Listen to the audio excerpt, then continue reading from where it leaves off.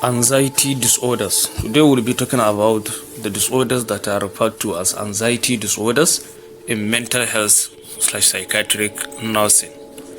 By introduction, anxiety is a natural response to stress. It is not something that is unnatural or something that you look at it as a problem in the first instance. Anxiety is a natural response, especially at a level that is tolerable and that does not interfere with daily activities with the person's sense of life event.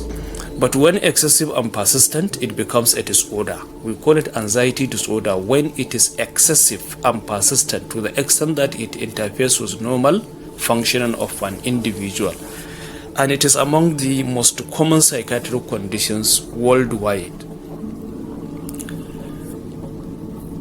Now, by definition, we said anxiety is a feeling of uneasiness or fear. It is a subjective feeling of uneasiness, intense fear, irritability, restlessness, apprehension that a person usually has. It is subjective in the sense that it is not always observable by other people, but whether it is or not, the person knows that he is having that feeling of fear, dreadiness, and anxiety.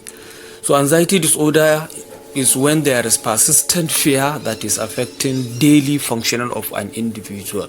A fear that interferes with normal activities of a person, normal functioning, day-to-day activities, occupational activities, studying, academic performance, social interaction, among others. Then now you say this is anxiety disorder.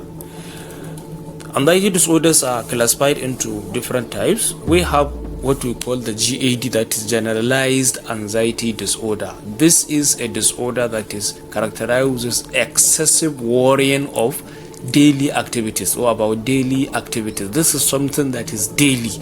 Almost every day a person is having excessive worrying about his activities, too much fear, intense anxiety that the person cannot perform normally. We call it generalized anxiety disorder. It may be a panic disorder, which is usually a sudden intense fear that comes repeatedly, intense to the extent that the person may sometimes need to be admitted, given some medications, or taken for psychotherapy. We also have phobias. Phobias are specific fear about some objects or situations, which are also conditions on their own. Fear of so many things. Let's say fear of light, fear of water, fear of open place, fear of closed place, fear of embarrassment when you are in public or social interaction, fear of some animals, fear of some circumstances or situations, fear of death, among other things. There is what is called social anxiety, that is when someone is having intense fear of being embarrassed. The person therefore have fear, does not relate normally in amongst people, that is in the social context, because the person is having a feeling that he may easily feel embarrassed. So for him to be embarrassed, he rather keep quiet, keep muted, and refuse to function well, and that is instilling fear and anxiety in the person. We call it social anxiety.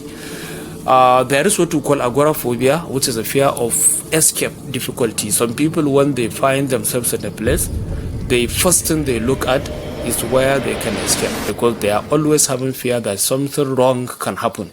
For example, somebody finding himself in a new environment, he will start thinking, what if banditry happens? What if armed robbers come? What if fire incidents come? Where will I escape? This window, will I be able to escape here? So the person will have that kind of fear of being in that place because he is not certain of an escape point. Then separation anxiety usually comes, especially in children, fear of being separated from the loved ones. Even among students, that fear usually happens maybe the first time you are taken to boarding school. You have that kind of feeling, that kind of fear, that kind of anxiety that you are being separated from your loved ones at home, maybe your parent, the husband, the wives, the children, or all those relatives that you always interact with. Then there is what we call selective mutism. Selective mutism is also a form of anxiety disorder, which is seen in people who, as a result of fear they have of a particular situation, they decide to keep quiet in some places even though they have normal communication in some other places. For example, there are students that in the hostel, they are very stubborn. They can disturb anyone, they can talk, they can shout, they can sing, they can dance in front of everyone. But when it comes to class, they become mute. They don't want to be asked a question. They don't want to ask a question. They don't want to interact with anything. They don't want to be involved in any group. They don't want to be given any task. So specifically, they become mute, silent, not saying anything. But this is selective. It is not something generalized. So all these are types of anxiety disorders. The etiology, when we're talking about causes of anxiety, just like any other mental disorder, number one, from the biological factors, we have genetic predisposition. This is when there is inheritance. When somebody inherits the disorder genetically from the family, maybe a disorder, an anxiety disorder that is running in the family, then you say that this is a genetic predisposition. Or it can be from the neurotransmitters that are functioning or that make the brain function well, such as serotonin and gamma aminobutyric acid. So when the serotonin is low, definitely anxiety usually present. And also when gamma aminobutyric acid is dysfunctioning, it presents with intense anxiety and anxiety disorder. Or it may be as a result of hyperactivity of the brain overactivity, especially in the amygdala and in the prefrontal area of the brain. So when its activity is too much, it presents with symptoms of anxiety. From the psychological point of view, the factors include childhood trauma. When a person has undergone or has passed through trauma, especially in childhood, so later on they may present with anxiety disorder. Maybe a person that was involved in a ghastly road traffic accident that claimed the life of family members, maybe a sister, a brother, a parent.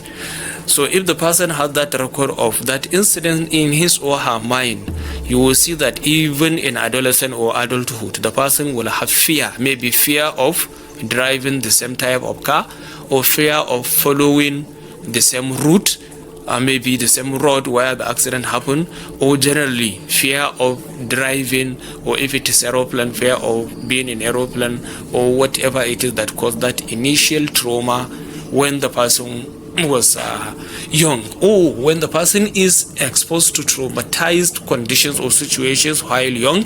So by the time the person grew up, he may have this kind of anxiety. Low self-esteem is another thing. Some people have very, very low self-esteem. Low self-esteem in the sense that they feel they are inferior. They feel that they are not up to the task. They take themselves as people who they are underrating themselves, so to say, even in a place where they're supposed to raise their shoulders high. Such kind of people end up with fear that they cannot express themselves, and that you can even approach them with something big, but they may start thinking, who am I to accept this? This is not mine. So this kind of people with low self-esteem always have fear, and that leads to anxiety.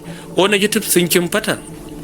Negative thinking pattern, when a person is having negative thoughts that are or obsessional, that are coming again and again, maybe as a result of a previous experience, or maybe as a result of fear of not being exposed to a particular situation, or be it for whatever reason. When someone is having negative thought about things, you see that the person will try to avoid it, will shun away from it, will not want to be involved there.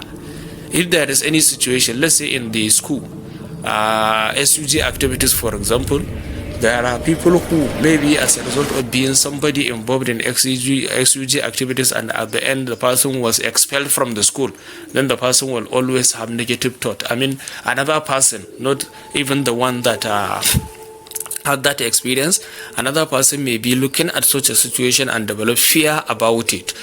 Or maybe the person, some people can even suggest that, please, you can come and contest for this situation or for this. But because he has an experience, he himself, or he has seen somebody who passed through a situation similar to that one and have something negative out of it, then the person will always have negative thought towards being in politics, even in the school. So that those kind of negative thoughts that always come to your mind be telling you that no, don't go there, this thing is not for you, this thing is a problem, haven't you seen what happened to somebody, this thing has happened to you, why will you go back again? So such kind of negative thoughts causes anxiety from the psychological factors. Social factors, here we have chronic stress or abuse. When somebody is passing through chronic stress or chronic abuse, the person will become very anxious. The person will have anxiety disorder, because that kind of stress and that kind of abuse will always be reflecting in his mind that this is a situation he doesn't want, and therefore will not like to be exposed to such things. Dysfunctional family, sometimes it comes from the family background. If the family is dysfunctional, the family are not doing well, the family are not responsible, the families are always ending up with conflict, with fight, with a lot of things. So the person will grow up thinking that every family is like such. Let's say a person who grow up in a family where fighting is a normal thing between the father and the mother, where the mother become like a bunch, like a punching bag, that the husband will always beat her mercilessly, maltreat her, do this, abuse her. So the child that is growing will start thinking that, okay, me too, when I get married, this is the something that my husband will be doing to me. So the person will develop fear about marriage, or maybe be it whatsoever, anything that is common in the family. The child will look at it that, so me too, when I grow up, this is the situation I will be passing through. So from there, the person will develop fear and anxiety of that particular situation, be it whatsoever. Sometimes life transitioning in life, like moving from childhood to adolescence, it comes with its challenges, or from adolescent to adult, or from adult to old age, it comes with its challenges. Sometimes the fear will become so intense that the person cannot transition well, or maybe as a result of family issues, maybe a person wants to get married, so being that transition from being a single lady to a married one, or from a married lady now being divorced. As a result of divorce, then you now develop fear of so many things, or as a result of death, maybe in a family where you are the firstborn, for example, as you are growing, trying to set up your life, then suddenly loss of the parent, and that will transition somebody from being a child, being a family member of a family, now to becoming the head of the family. Anything that will transform somebody from a healthy to unhealthy situation, or from a normal to abnormal situation, or from what he is familiar with to an unfamiliar situation, that can cause anxiety disorders. The clinical manifestations of anxiety disorders, we have those that are physical, that present with palpitation, that is rapid heartbeat, where somebody will now feel that the heart is beating faster and that he has an intense fear. It comes with sweating. The person, when having an attack of anxiety, will be sweating profusely. The breath becomes short. Tremors, especially of the hand and the face, the mouth, the lips, you now see them shaking. The hands of a person shaking, or the mouth of the person shaking, trying to speak, but the lips are trembling, that they cannot produce the sound as required. It may come with dizziness. Some people become dizzy when they have intense anxiety, or sometimes GIT disturbance. You have now disturbances in the gastrointestinal tract. The person may be having bovorhythmus, that is the sound formed by the abdomen, or sometimes it may come with diarrhea even, or something similar to that. The emotional clinical manifestation include excessive worrying, too much worrying about certain situations, sometimes that are not even worthy of being worried about. We said worrying is a total waste of time. It steals your fear. It steals your happiness, instill fear in you, make you busy doing nothing, prevent you from enjoying the present time, instilling fear of future in you, and at the end of the day, you waste your time not doing anything, but rather wasting your energy, your thought, not allowing your brain to rest. This manifests in people who have anxiety disorder. Fear of losing control. Some people have that fear of losing control, that maybe when I find myself in such a situation, I may lose control, and I don't want to lose such kind of control. So as a result of that, the person manifest with anxiety, irritability. Person who is anxious usually become very irritable. They cannot concentrate, they cannot remain calm, they cannot focus on something that is fruitful, something that is productive. So poor concentration is there, whether in classroom, in a gathering, in whatever it is, the person will have it very difficult, will find it difficult to concentrate. Insomnia comes in, that is difficulty to fall asleep. Somebody will go to bed but will start thinking for hours, solving problems inside the mind when in reality the problem is not being solved.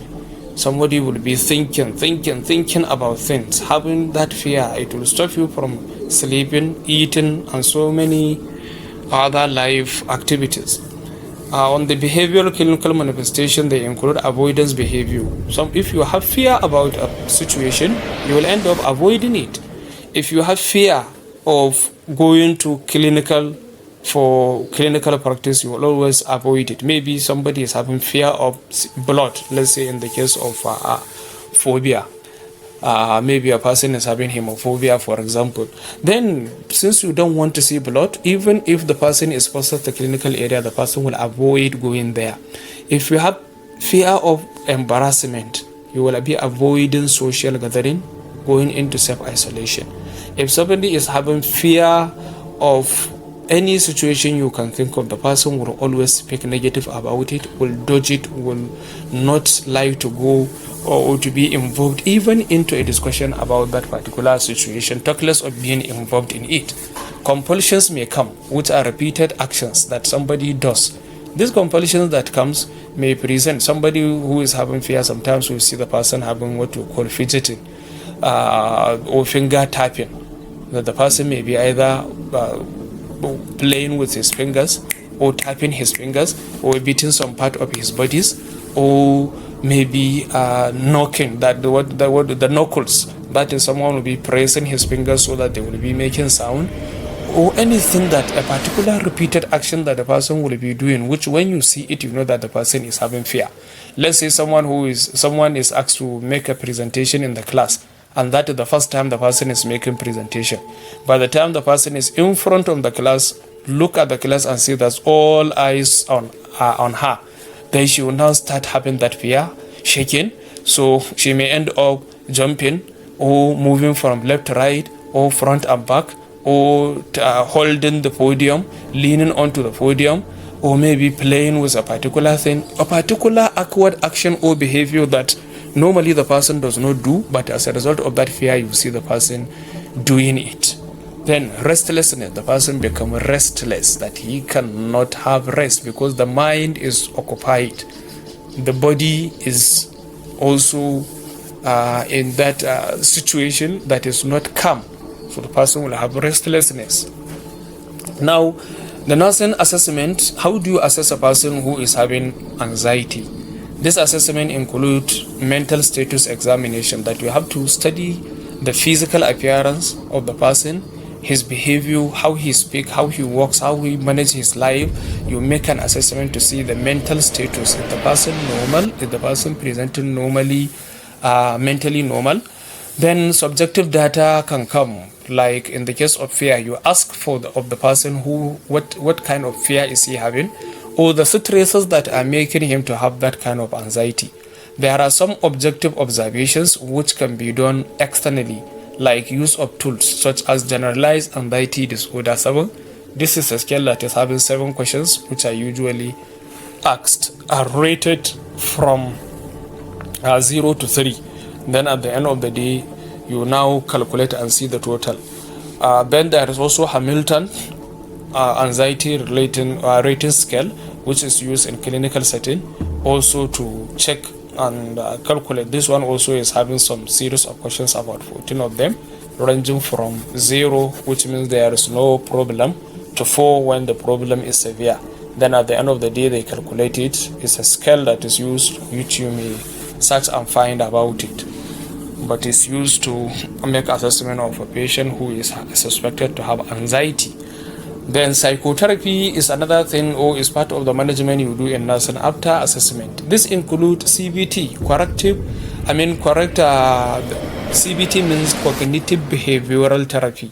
Cognitive behavioral therapy, in this situation, you have to analyze the cognitive aspect of the person. Then you give him a treatment, meaning you have to find the negative thinking or negative thought that the person is having.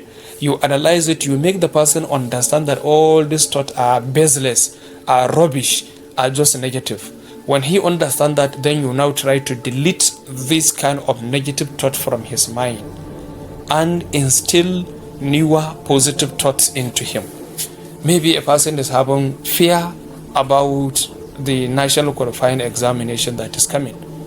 Then you sit the person down and tell him that, why do you have this kind of fear?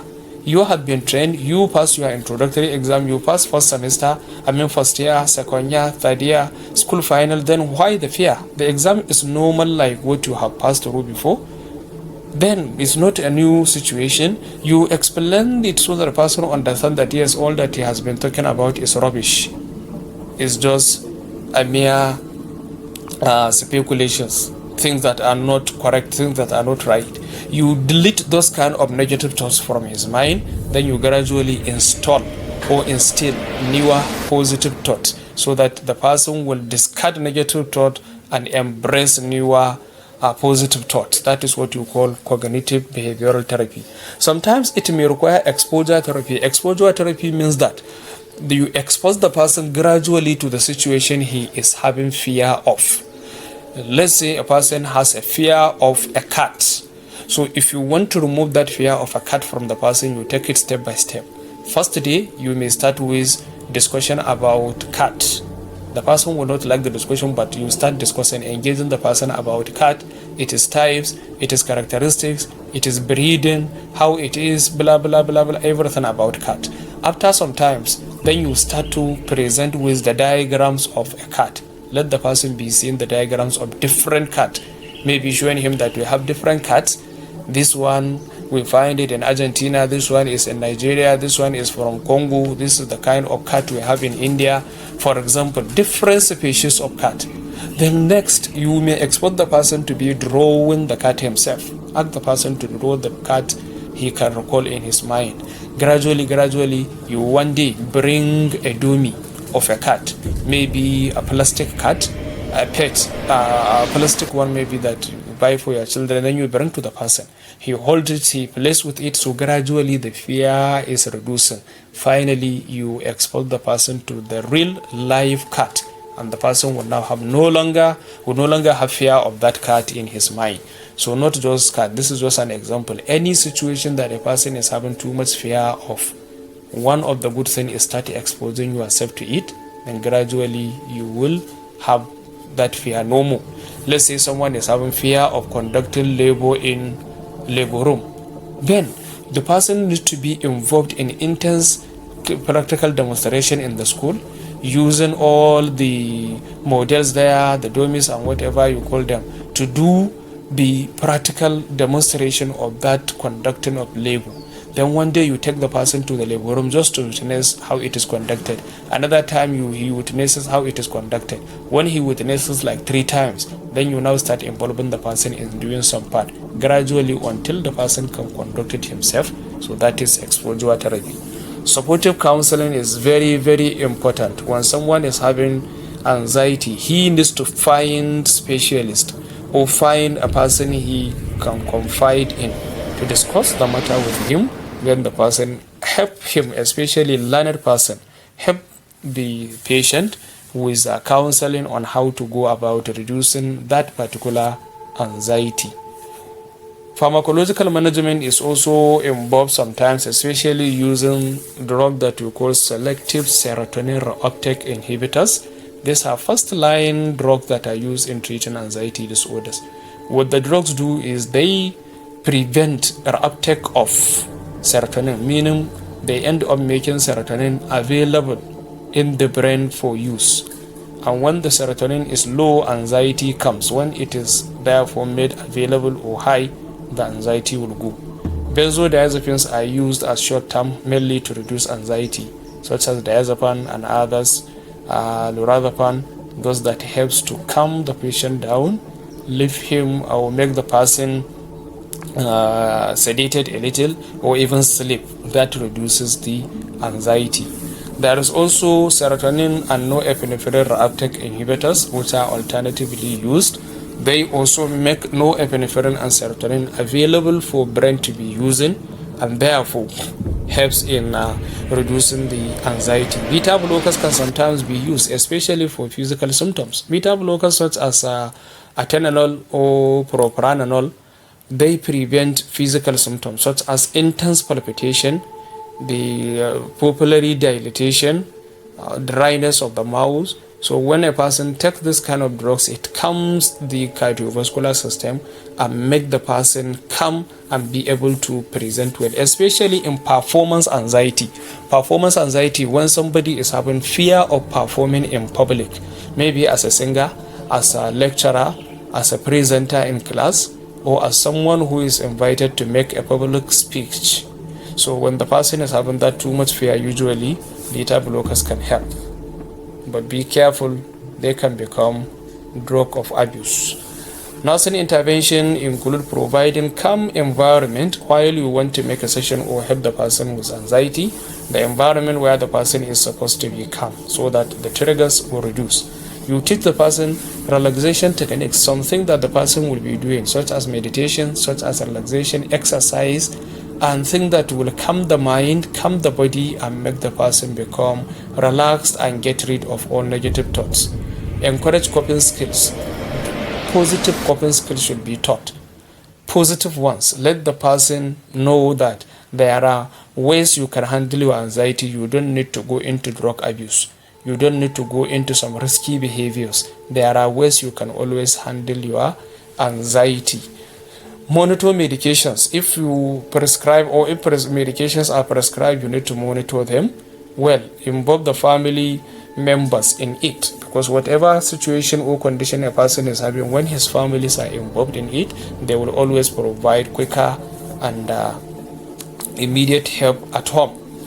Patient education is very important. When you educate the patient, let the patient understand what anxiety is, how it works, why it appears, and anything related to it. When the person has knowledge about this and understanding about this, you see that the situation becomes reduced.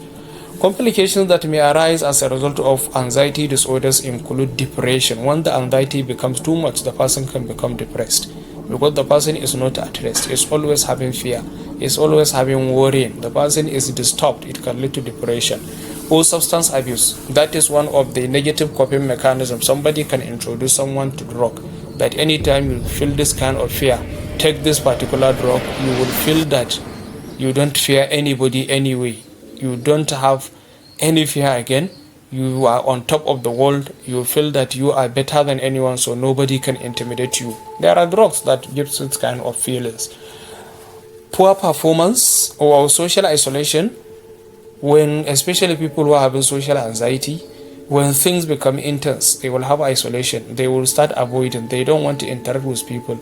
They are avoiding situations which they think being together with people or exposing themselves to these people may trigger the situation, so they will start avoiding. Either avoiding specific individuals or avoiding people generally and going into self-isolation or social isolation. Poor performance either in school, in occupation, in the workplace, at home, in the family, be it whatsoever. When somebody is having intense fear, you see that the performance of the person is declining by the day.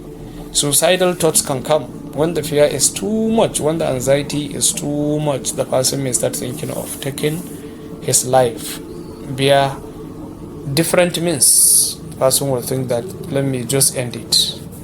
In conclusion, we say that early recognition and management are the key issues that you need to consider in people who are having anxiety, and that holistic nursing care improves outcome. When you consider the patient as a whole, holistic, so that will definitely help in having a positive outcome. This is anxiety disorders. If you have any question regarding what is explained, you can forward your question directly into the group. I will respond to it, inshallah. Thank you.